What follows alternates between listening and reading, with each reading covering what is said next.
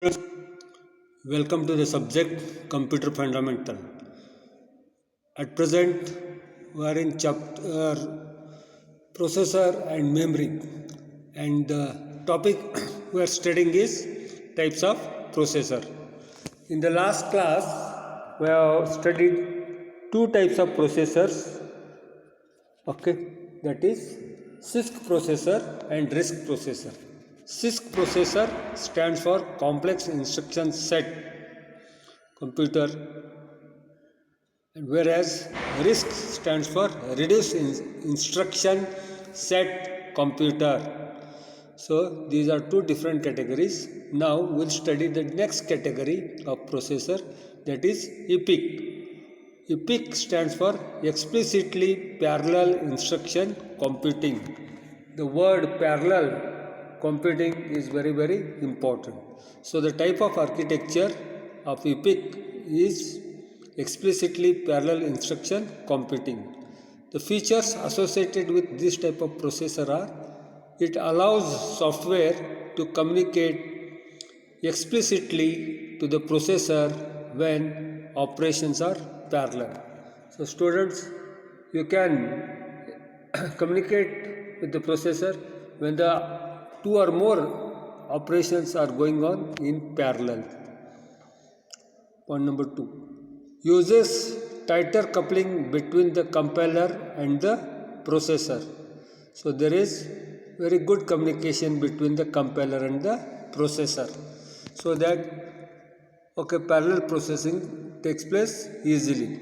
Third, enables compiler to extract maximum parallelism in the original code and explicitly describe it to the processor. So it is mostly used in high-end servers and workstations. Students, parallel computing is used where there is lot of load. So mostly load is in the servers and in the workstations. Load means what? Lot of computing required.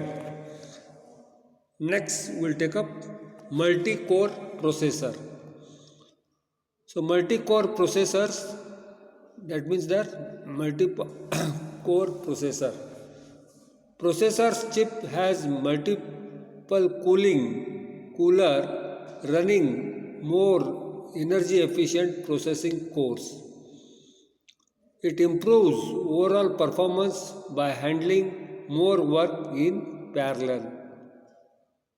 Can share architectural components such as memory elements and memory management. So there are more cores, processors, and the architectural elements such as memory is shared. This is also mostly used in high-end servers and workstations. Next category of processor is power efficient processor. As the name itself suggests, power efficient processor means what? As processing always goes on, processor consumes lot of power. So hence, if the processor uses less power, then computer would also use less power. So such a processors are called as power efficient processors. Manufacturers of computing system have made attempts to reduce power consumption of system. Students, power consumption is very important when you see when the computer is operating, because as the power is consumed, so also heat is dissipated. Point number 2, new processors architecture to reduce power consumption right at the processor level. Latest processor offers a technology called demand-based switching for reduced power consumption. So students, only whenever the component is required to function, then it is switched on. That is what is called as demand-based switching. It is not kept active all the time. It is kept in the dormant state, and only when particular component needs to do something, it is activated or switched on. Processors based on DBS technology are designed to run at multiple frequency and voltage settings. So such processors which use or work on DBS, that is demand based switching, are designed to run on various frequencies and voltage settings.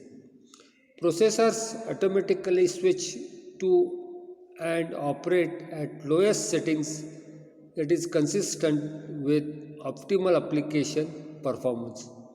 Students, so today we have considered other three types of processors, that is power efficient processor, multi-core processor, okay, and epic processors.